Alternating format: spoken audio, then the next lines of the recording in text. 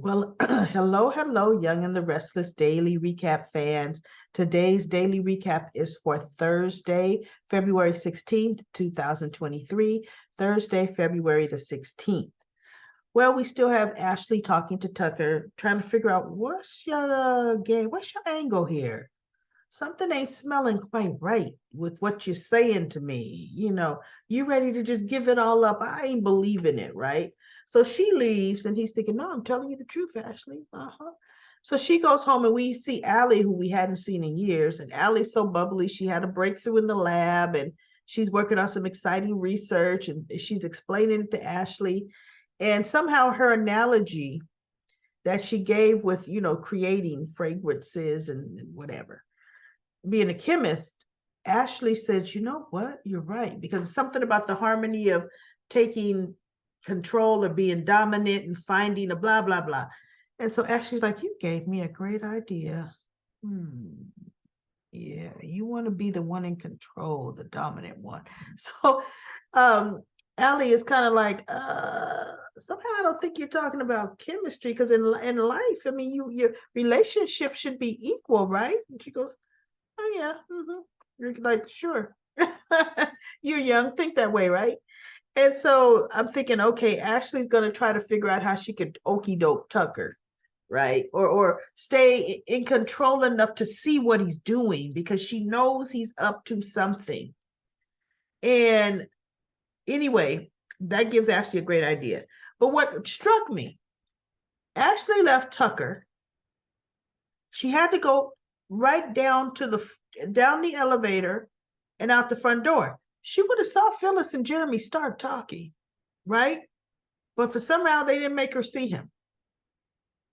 But Tucker came downstairs and he goes over, he goes, Jeremy Stark. And he goes, Tucker McCall. So we actually get to meet in person. So they have never met in person, but they know of each other. I'm still interested into how much do they know. What dealings have they really had with each other? But you could tell it wasn't close, and they weren't putting on an act because Tucker's like, "Ooh, Phyllis, wow, this is a strange duo here." And Phyllis is like, "I didn't invite him over here. He just came over here." Tucker's like, "Oh, Phyllis, you two probably will be." Tucker made some snide remark, and Phyllis is looking at him. So Phyllis gets up to take her drink to walk away, and Stark's like, "Where are you going?" He goes, "Ugh, I don't want to be seen with the likes of you." And Stark is trying to get her to agree to work with him. He goes, "Look, I'm going to tell you something. You want to get back at Diane as much as I want to get back at Diane and that Abbott." She goes, he goes, "I could tell by the way you called me to tell me where she was." He goes, "You're not through and you're not done." He says, "But you need someone to work with." He goes, "Now, you can either sit on the sideline or you can have a nice front row seat, be right involved with taking Diane down." And so Phyllis, what she does is, she's like, no, that's the wrong one. She's like, "You don't know anything about me." And he goes, "No, I know enough about you. And I know enough to see you're a woman on the edge." And he is so right. He goes, "You are about to blow. And I'm telling you, we would make a great team." And so she's standing, her back is to him, and he's behind her. And he goes, "Just think about it. Just think about it." And she's like, and in her mind, she's thinking, "Oh, I'm thinking. You just better believe I'm thinking." Because Phyllis right now, look, she's not working with Daniel. She's not working with Summer. She has no one to answer to right now. She could just wild out because she is spiraling out. She even told Michael, she's spiraling out. She told Summer she feel like she's spiraling out. She is spiraling out. Anytime you're smart enough to know you're spiraling out, you don't know what safety methods you should use to keep yourself from hitting rock bottom. And you want to run your children's lives, Phyllis, and you can't run your own. You know, I've always, Phyllis was my favorite actress, and you heard me say was. I don't have, and this is the way they're writing her, I don't have any favorite with the exception of Ashley, who's reoccurring. Ashley's reoccurring at best. She'll be here for a week and then she's gone. We're lucky if we see Ashley for 2 weeks. But there's just no other female that I really like on The Young and the Restless. It just isn't, right? So let Phyllis now just be Phyllis, get raw, down, and dirty with Jeremy Stark. Because now she could truly be her bad self, fall into all of her horrible instincts and direction, and just go for it with somebody that'll be egging her on. So it'll be interesting to see how far that. The only thing where Phyllis will pull the plug is because Jeremy wants to get back at Jack Abbott too. Phyllis is not going to let him hurt Jack. So he would have to keep that part secret. But in reality, I think the deal he has with the feds, Jack has nothing to do with that. But Jack could end up going to jail for what he's done, right? It was illegal. To commit a crime and frame another human being and let that human being go to jail, that's illegal. I'm sorry. We might have yet another Abbott male in jail. Because remember, unfortunately, John Abbott went to jail. Nobody thought they would ever have John Abbott go to jail on The Young and the Restless. Wow. I think he went to jail for killing Gloria's ex, Tom, right? Let's get some history in the chat. Somebody tell me, what did Jack Abbott go to jail for? And I think he died in jail, which was another shocker, even though they had him on the show for years after that as a ghost, but okay, right? But that was a shocker that they got rid of that matriarch, patriarch, that they got rid of that, John Abbott. So you know what? It's time for Jack to do a little jail time. Maybe he could get the same cell his daddy was in. So we shall see where that goes with that. But then we had Heather brought little Lucy, and little Lucy ain't so little anymore. I like the team that they chose to play Lucy. Now she's supposed to only be 13, going on 14. She's tall, right? Looking like a young, well, she does look young though. Her face is young, but she's probably 18 in real life. I can already see. Guess who's gonna be friends with her? Johnny. Anyway, because remember, Lucy and Johnny are the same age. Lucy is actually a little older than Johnny because Billy brought Lucy home to Victoria after Victoria lost their child, and that was Lucy. And then they ended up, Phyllis uncovered the fact that Lucy was Daniel's child and blah, blah, blah, probably about 4 or 5, maybe 6 months later. And Lucy had to go.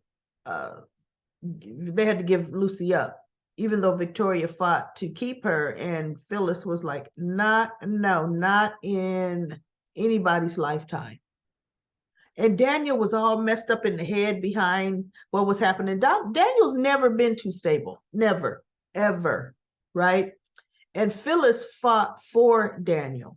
She's like, no, Daniel, you are not going to let our flesh and blood, my grandchild, be raised by Victoria and Billy, Victoria Newman and Billy Abbott. You're not going to. That is your child, and you're going to fight for your child, and I'm going to fight for your child. And Phyllis did. Okay? And then Heather, you know, the whole story of Heather, and they got together. But anyway, cute kid. She was timid, you know, well, timid to kind of see what headspace is her father in. I guess Daniel was a very, which he did say, he was drunk all the time and treated them very, very badly. So he must have been a very abusive drunk, right? And so Lucy was kind of feeling him out.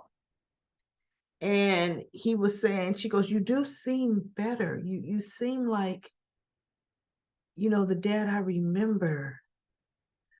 And she's like, "But ooh, what you were," and he goes, "I'm getting better. I am." And I'm she told her about his video game and how he's changing and how, he showed her a mock-up of it on the uh iPad. And she goes, "She looks like me, Princess Louisa, right?" And he goes, "'Cause she is you. You are my princess." And I thought, oh, that was cute. His eyes are all tearied up and her eyes are all tearied up, and my eyes got a little tearied up because they were itchy and watery anyway. But that didn't help, right? So so anyway, Heather says that they're only gonna be, because he goes, "How long are you gonna be in town?" She says, "Just enough to see my dad and Christine.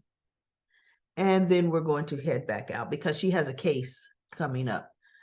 And so he says, "Then can we have breakfast in the morning?" And Lucy said, "Yeah, she'd like that. So I don't know if Heather's going to be there, but Lucy's definitely going to be there. And Daniel was happy. And then, Heather left the room first, and then Lucy left after. And so let's see, because my thing is, are they going to say hi to Phyllis? We got her Aunt Summer there. I mean, we got other family than just Christine and Paul. So we shall see. Or maybe they feel like they just saw Phyllis and Summer. Who knows Summer? Lucy don't really know Summer. So anyway, that was nice. And my whole thing is, Lucy's gonna leave with Heather, but Lucy will be back within the next few months to stay with her father. Because now her mother's probably going to be, well, Heather's going to be getting married, her stepmom. And she's probably going to want to stay with her father. And or who knows if Phyllis talks Daniel into bottom line, son, that's your daughter. Your daughter. You were never married to Heather. As your daughter. You bring your daughter home. But somehow I'm kind of thinking Lucy will probably want to come. She may come to spend the summer with Daniel and just say she's not going to go back. But somehow I could see Lucy coming in, and I could see now we might start getting to see scenes of the Walnut Grove, the private school that Johnny Connor, how they're going to afford to get Lucy in there, I don't know, but they'll get Lucy in there. Well, Phyllis still should have some money, right? Because Daniel don't have enough money for private school. But we'll see, right? But I can see that's going to happen. We're going to now start to have an infusion of a younger crowd, which is fine. It's about time. They started it a little bit with Faith, but that was still a high school thing. These kids are younger, so we shall see. And then we had, what amazed me, didn't like it. Victoria was subtly undermining Nate and Elena's relationship. So, what do you hear? You meeting Elena? He says, no, Elena has the late shift she's getting off from. He says, and I know she's going to be too tired to cook. So I'm picking up dinner for her. And she goes, you're always so thoughtful. And he goes, yes. And then she goes, so how are things going between you and Elena? And Nate's like, why do you ask? Well, I know she had a problem with you working for Newman, feeling like that I'm rewarding you for betraying your family. How's that working? And he goes, no, Elena has come to terms, and Elena feels, she sees how happy I am. So she's actually supportive and happy for me. Oh, okay. He goes, we have a policy. He goes, oh, I have a policy. Pretty much I leave because, then Victoria says, yeah, but you do know, you can't tell Elena a lot of private company business. And he goes, no, no, no, I would never. She goes, oh, I'm just making sure. And I'm thinking, see, because now we're also building that stuff you and I share. Because she goes, people, she would not understand that us nurturing your ruthless side or your, what, I forgot what she called it, ruthless and whatever side, that's a good thing. And she doesn't understand that. So, but then he said something and she goes, well, that's what I like about you. You're this, you're that. And I'm like, Victoria, you a hot mess, a hot mess.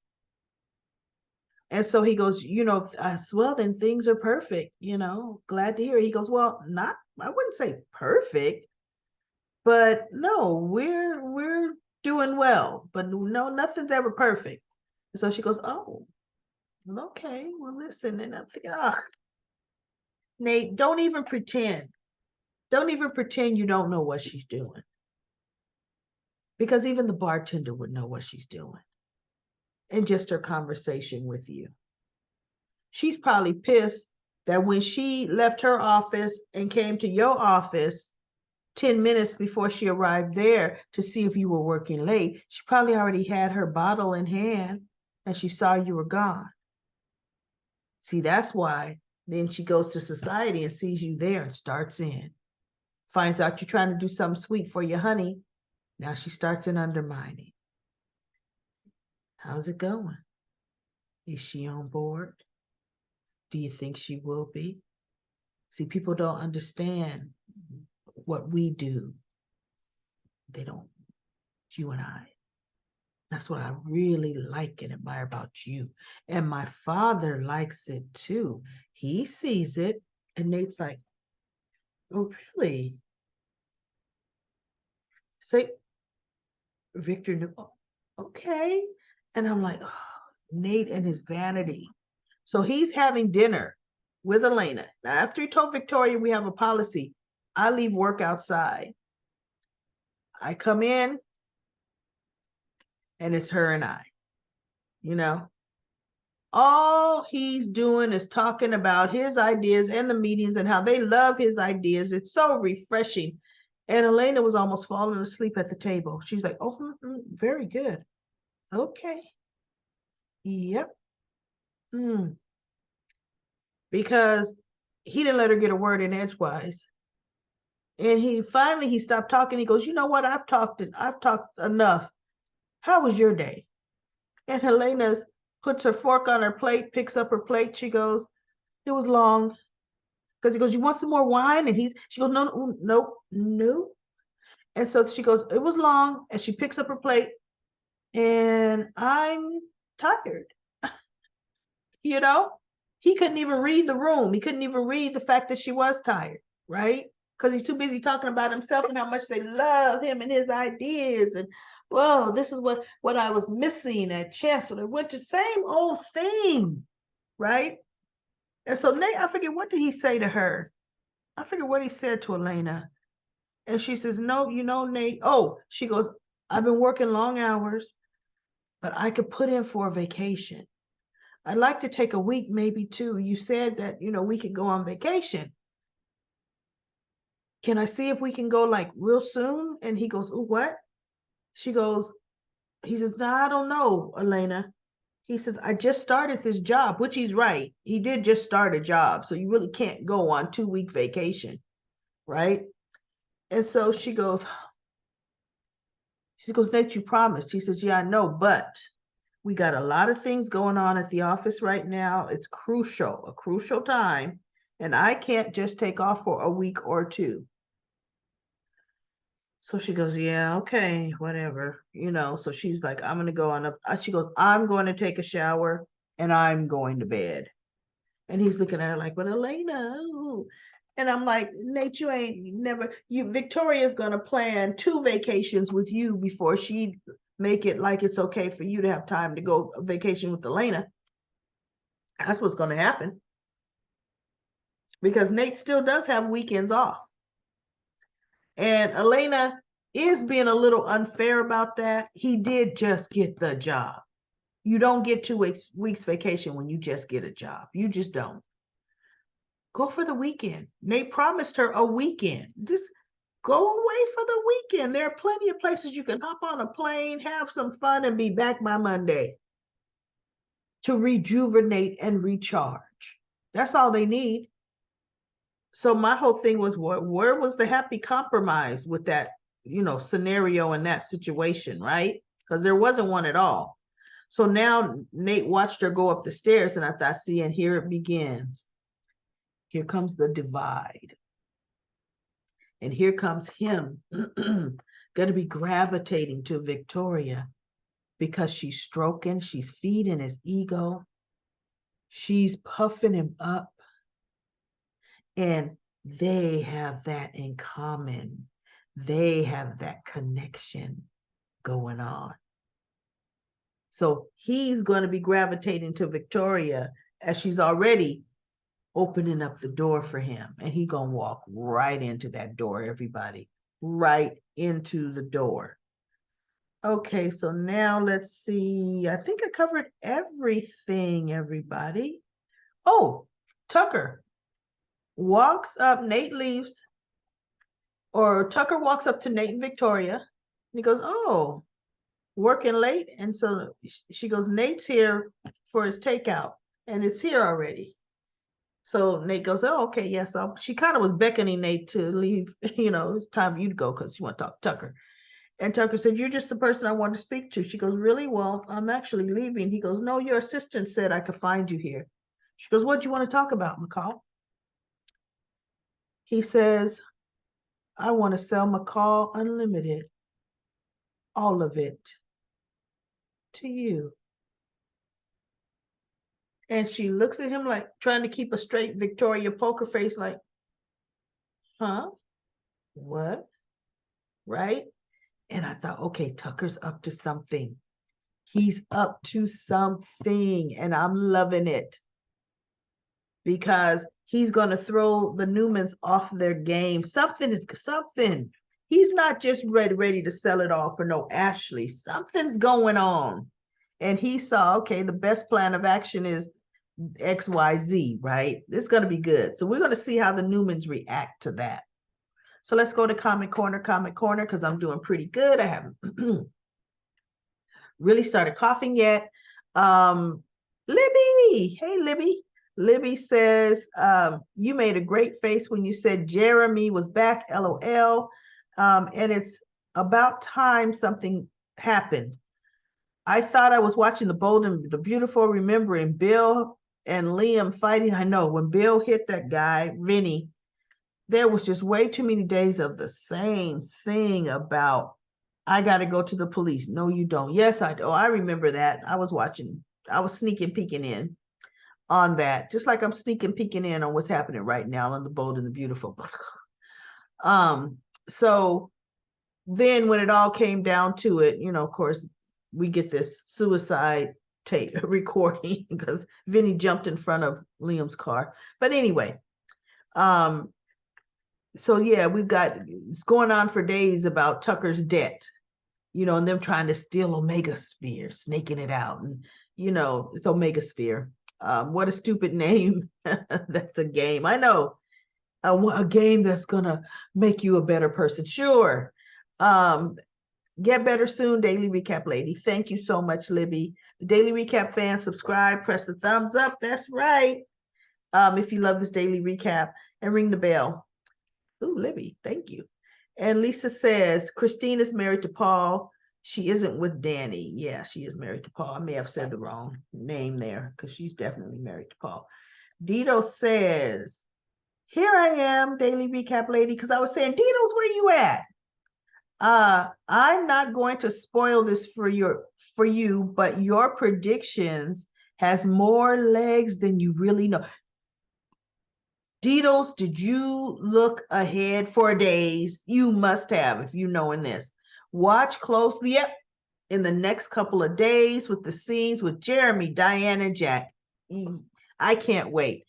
I would like to predict that Lucy either stays in town or comes back to live with Danny and goes to school there. I believe that too.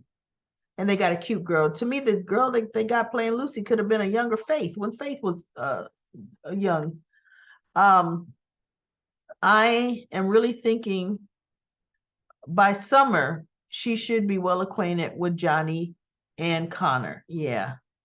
On a more personal note, Libby, I'm so glad you checked in. Please shoot me an email when you can. Prayers go to my sister Fran. Now that everybody has read the comments and enjoyed the video, subscribe. Excellent, excellent, excellent.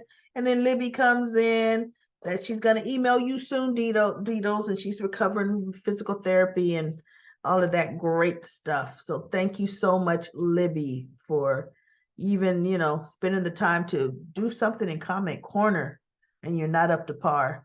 Nandito says, Libby, prayers are with you. Annette says, Tucker reminds me of the song Smooth Operator from one of the greatest singers, Sade.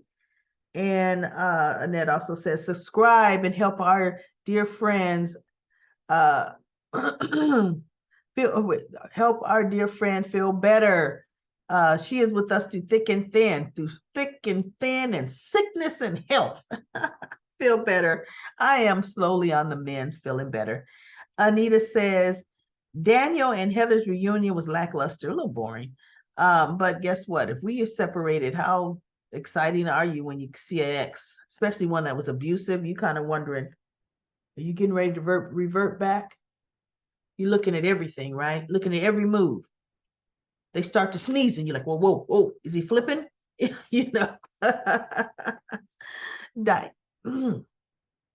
Diane bragging to Ashley and Summer was funny. She's very smug and sure of herself. And Jack, can't wait for Diane and Jack to find out Jeremy is back in town. This is going to be interesting. I know, I can't wait. Hopefully they're going to do something good with this story.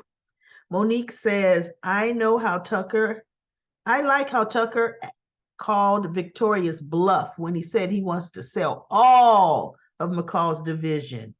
And she had to look like a darn, he knows what we were trying to do. I know. He's like, no, I want to sell it. And he'll probably get a better price, right? LaShanta says, it was a bluff.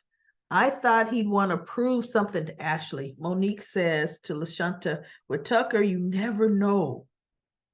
Is he really sincere about changing his life around, or is he doing that to throw people off their game?